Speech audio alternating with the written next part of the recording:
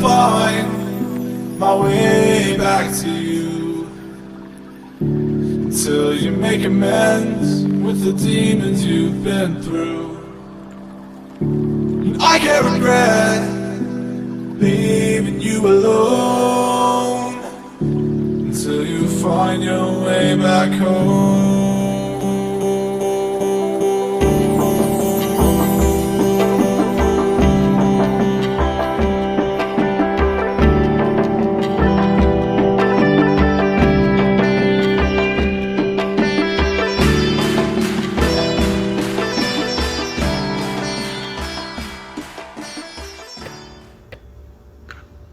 Okay, so starting with the design. It is a two-door coupe. There's front mid-engine, so the engine is behind the axle line, close to the dashboard, and that gives a beautiful long bonnet and a pretty perky ass, which is subjective, to say the least. I personally really like it. And speaking of the ass, let's just go around to the back of the thing. Which, when you're over here, before we come round, cameraman, it reveals no fake diffuser. This is real carbon fiber. Sorry, Rich, that touched the car, by the way, I'll tell you later. And real exhaust tips that aren't enlarged fakery, and they're nestled almost into a cut line, not just hanging open like that with a hole, like in our car. I'll just show that here. And then coming around over here to this beautiful side profile of this almost computer mouse-like shape, very minimalist, very grand-touring like, which is the whole reason why this car exists. To take two people, in this case, not one like DB9, across countries or continents, probably countries, in style, comfort, and driver-focused dynamics. Okay, to the front, we have the signature Aston Martin, I don't know what to call it, moustache, unique moustache, girl with moustache, outliner, and then the Aston Martin wings, which I'll get into in a moment.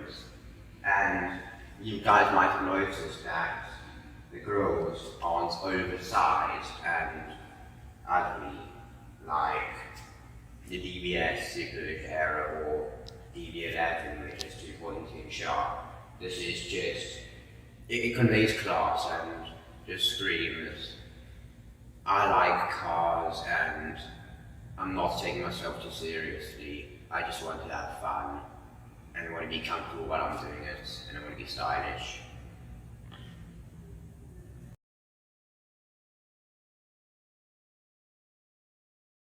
Okay, so what lies between the axles is a 4.7 litre naturally aspirated V8 making 420 brake horsepower and 470 meters of torque, for a car that is going on 11 years old is a lot of power. I mean, out of frame, well, I'm not sure if it is out of frame, a 430 that has less torque. I mean, it makes more power, but that 490, but not much. This was that car's almost slight nightmare, and that was thanks to this engine, which is codenamed the AJ37 because it was also used by Jaguar and Ford with the T-Bird or Thunderbird, that's actually known. And if you come over here to see this behemoth of an engine, you have a beautiful engine bay, you have your board, I don't know what to call it, number 129 out of 420, 420 blazing, I'm sorry, and this beautiful behemoth of an intake manifold finished in this like wrinkly matte silver, which looks very classy, and this single port intake pipe which splits into two and then down like any other car. It is a 90-degree V8 as well, which means the banking angles, for those of you who don't know, the four cylinders are 90 degrees like that. So the best part about this car, as I just mentioned, the engine is what it's coupled to. It is a 6-speed manual, but you could also get a 7-speed dogleg. So first would be where second would be. So instead of it being first into second and then third, fourth, fifth, sixth, it is first into second, third, fourth, fifth, sixth, seventh, and reverse is where first would be, which is not very conventional. But the reason why they do that in the V12 Vantage S, GC8 and GC12 cars and the N600 is because you're not really going to be first, second super often on the track. You're going to be in second or third, second, third, fourth, fifth, never first or sixth.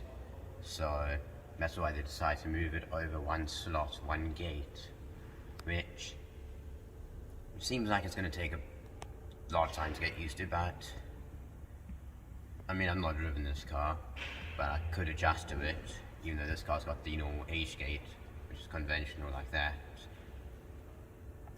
And the fact that this car has got a 6-speed manual compared to a naturally aspirated V8, no turbos here, it's something in the future that I'm going to miss, and this car is, I think, the hero. It's one of my heroes, at least, and sitting inside a very, I'm sorry I'm going to say this, Volvo cabin, it's not a particularly bad thing, considering I think Volvo on their game, Aston Martin's clearly on their game with the design. And hold on just a moment, the key, which is got a cheesy name, the ECU, the Emotional Control Unit, which is crystal with the buttons on the inside, which starts into here. This is something that if I drop I will cry, but I don't think I will, because in my pocket, it's going to be in my pocket in a second. This Aston Martin Vantage N430 is based on the VH platform or chassis and architecture, which holds some of the best cars on planet Earth, like the V12 Virage, the V12 Virage Volante, the V12 Vantage, this of course, and the Vanquish.